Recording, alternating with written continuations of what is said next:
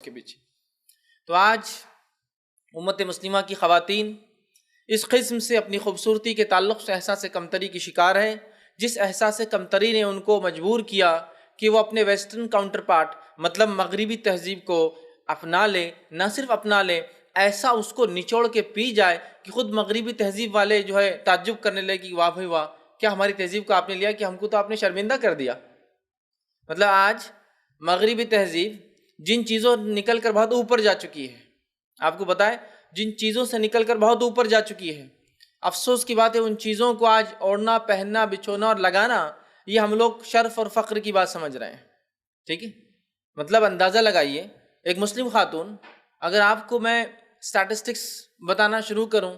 کہ دنیا میں سب سے زیادہ ظاہری میک اپ کہاں کیا جاتا ہے، تو ظاہر سی بات ہے مجھے بڑی شرمندگی ہوگی، یہ ہمارے مسلم ممالک ہے،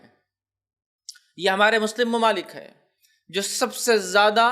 ظاہری زیب و زینت کے شکار ہو چکے ہیں عورتوں کے معاملے میں۔ اگر یہ اپنے حد تک رکھتے اور جو زینت دو لوگوں کے سامنے اظہار ہو سکتا، جو خاص زینت شوہر اور عام زینت جو اس کے محرمات اور اس کے علاوہ کسی کو حق نہیں اس کی زینت دیکھنے کا،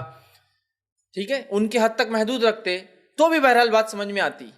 لیکن یہ وہ زینت کی بات کر رہا ہوں جو خاص شوہر کے سامنے ہونا چاہیے تھا، اس زینت کو اپنا کے ساری دنیا کے سامنے عورت گھومتی ہے، اس حد تک گھوما جا رہا ہے، اس حد تک بہائی اختیار کی جا رہی ہے، اس حد تک فیشن پرستی کو اپنا لیا گیا ہے، اس حد تک ظاہری خوبصورتی کو اپنا لیا گیا ہے کہ ہمارے نکاح اور شادیاں ہونا بھی ناممکنات کے حد تک چلے گیا ہے، اس لیے کہ خوبصورتی کے پیمانے آ چکے ہیں،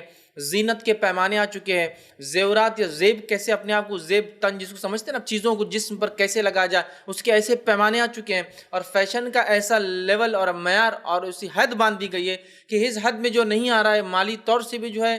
وہ بڑا نہیں مانا جا رہا، اس لیے کہ میک اپ نہیں کرتا ہے، زیورات اس کے پاس اچھے نہیں ہیں، اور اس کے علاوہ خوبصورتی کے سڑے ہوئے پیمانوں کی بنیاد پر نکاح ہمارے ناممکنات میں سے ہو گئے۔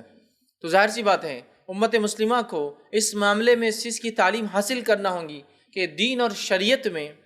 زیب، سنگار یا ایکسٹرنل بیوٹیفیکیشن اس کی کیا معیار ہے، اس کی کیا حدود ہیں، اس کی کیا لیمیٹیشنز ہیں، اور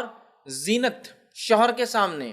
اور محرمات کے سامنے کیا ہونی چاہیے، اور اس کے علاوہ کسی کے سامنے عورت زینت میں نہیں جا سکتی سوائے ایک چادر کے۔ اگر چادر میں کوئی چیز ہو تو وہ ایک الگ بات ہے، لیکن اس کا مطلب یہ نہیں کہ چادر خود خوبصورتی اور بیل بوٹے اور چمکدار، جس کو چادر سے مراد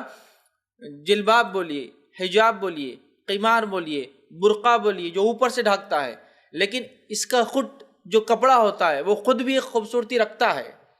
وہ خوبصورت ہونا نہیں چاہیے لیکن رکھتا ہے اپنے آپ میں، سمجھ رہا بات کو؟ تو وہ بھی تو زینت الا ما ظہر منہا، تو اس معاملے میں عورت بری ہے، جو دکھ جائے، جو مجبور ہو، اس کے علاوہ کچھ نہ ہو، وہ ایک الگ چیز ہے،